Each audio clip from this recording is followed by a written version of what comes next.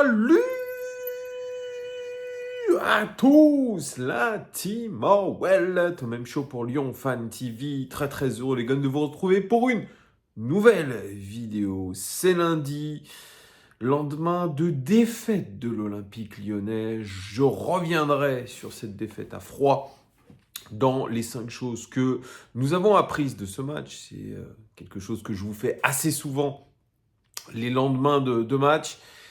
Et voilà, l'OL patatras, on a l'impression de revenir un petit peu en arrière, de retrouver un peu cet Olympique lyonnais en difficulté, malheureusement. Bref, merci de nous avoir suivis très nombreux hier sur Lyon Live TV. C'était toujours très cool. N'hésitez pas surtout à liker la vidéo, très important pour le référencement. Likez, mettez des pouces, mettez un commentaire aussi, c'est très important. Et abonnez-vous pour ceux qui ne sont pas abonnés. Merci en tout cas de faire tous ces gestes qui permettent de faire progresser la chaîne. Vous êtes sur une vidéo OL Daily Mercato. Ce sont les seules vidéos qui vous permettent de suivre l'actualité transfert mercato de l'Olympique lyonnais quasiment en temps réel, je le dis à chaque fois. Mais l'OL est sur tous les fronts en ce moment, mais on ne voit pas grand-chose. À part les arrivées de Lucas Perry, Adrielson. D'ailleurs, Adrielson qui sera mis dans le feu, je pense, puisqu'il devrait trouver une place de titulaire peut-être plus rapidement que prévu. L'arrivée aussi de Malik Fofana qu'on a vu hier rentrer en jeu. Mais l'Olympique lyonnais ne va pas s'arrêter là. Il cherche un milieu de terrain, il cherche à se renforcer aussi en attaque. David Friot l'a dit hier en après-match, il a dit que l'Olympique lyonnais était sur beaucoup de fronts. La cellule de recrutement était en train de bosser, de plancher sur pas mal de recrues. On est le 15 janvier.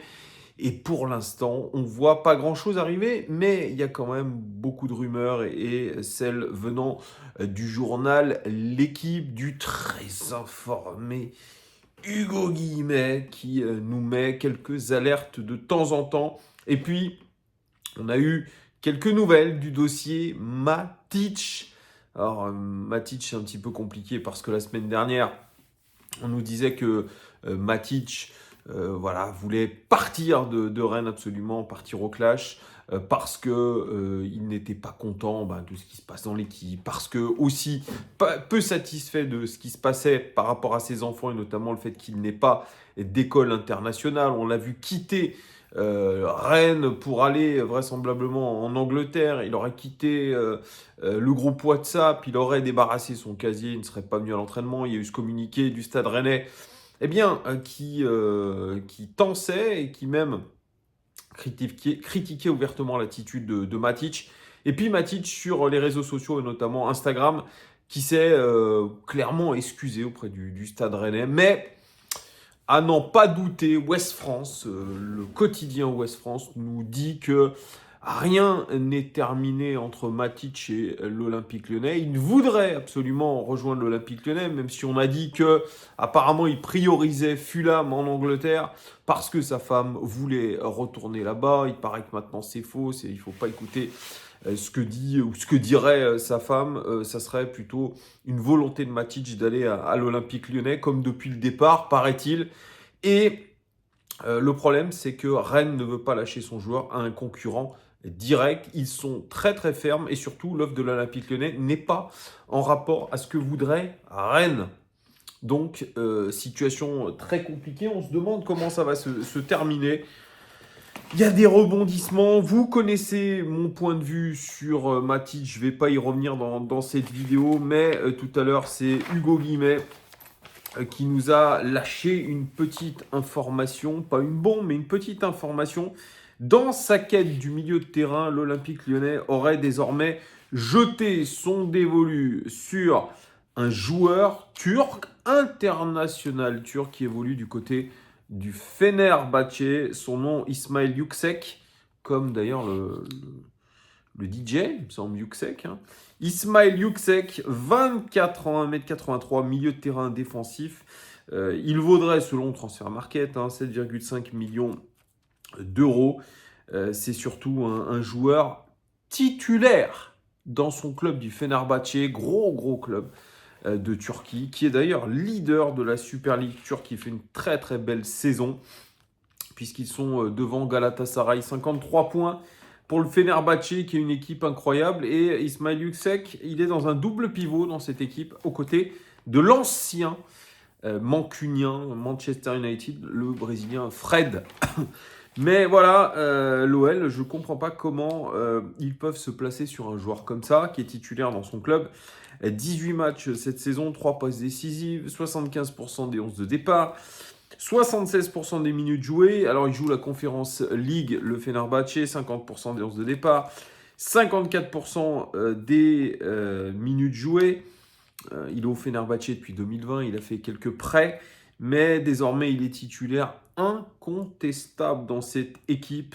Et c'est surtout l'avenir du football turc à son poste, puisque international turc, il avait fait un match incroyable il y a 9 mois contre la Croatie. Il me semble que c'était en Nation League.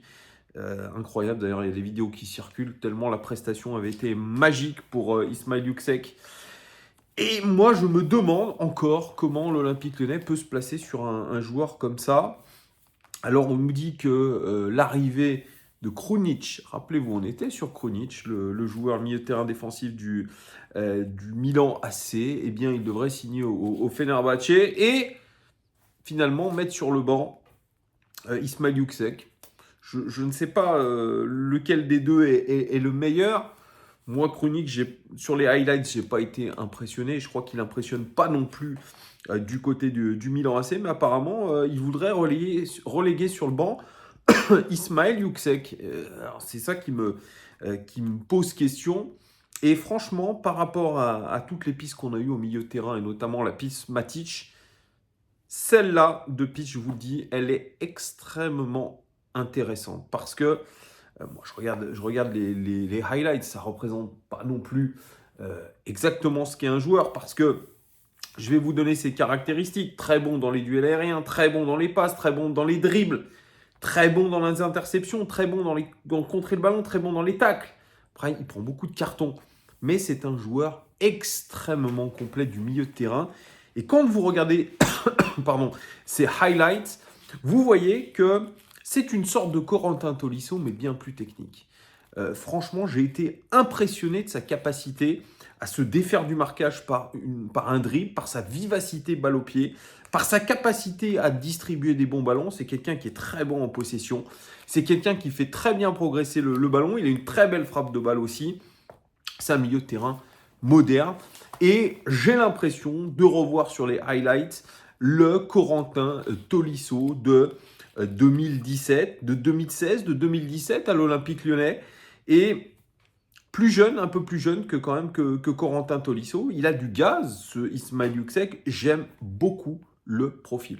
Je vous le dis, pour ceux qui ne connaissent pas, allez sur YouTube, allez voir un petit peu ce qu'est capable de faire Ismail Yüksek, international turc, titulaire dans un gros club européen, le Fenerbahçe. Voilà, on ne présente plus ce club incroyable du Fenerbahçe. En plus, ils sont en tête de la Super League turque. Je ne comprends pas pourquoi ils veulent s'en séparer. C'est la question. Moi, j'ai essayé de me renseigner un petit peu à droite à gauche, notamment en regardant les médias turcs. J'ai pas trop compris parce que son entraîneur l'adore, son sélectionneur aussi l'adore. Je ne vois pas quel serait l'intérêt d'Ismail Yüksek à partir à l'Olympique Lyonnais, aller jouer le maintien alors qu'il joue les premiers rôles au Fenerbahçe dans un club mythique, avec un public de folie, dans son pays. Voilà, dans une équipe qui tourne très bien, hein, avec un Edin Dzeko qui fait une saison magnifique à mon âge, 37 ans. Voilà, on a du Michy Batshuayi, on a du Cengiz Ünder dans cette équipe. On a vraiment des très bons joueurs. Et franchement, je comprends pas. Franchement, je comprends pas. L'OL aurait fait pour l'instant une offre, mais qui est jugée insuffisante parce que le Fener en réclame 15 millions, il me semble. Hein.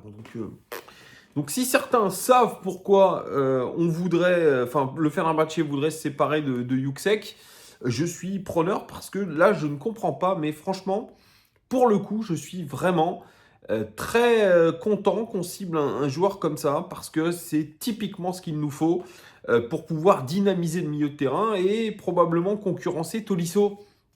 et ça relègue vraiment au second plan des joueurs comme Cacré, des joueurs comme Akuoku, comme Alvero.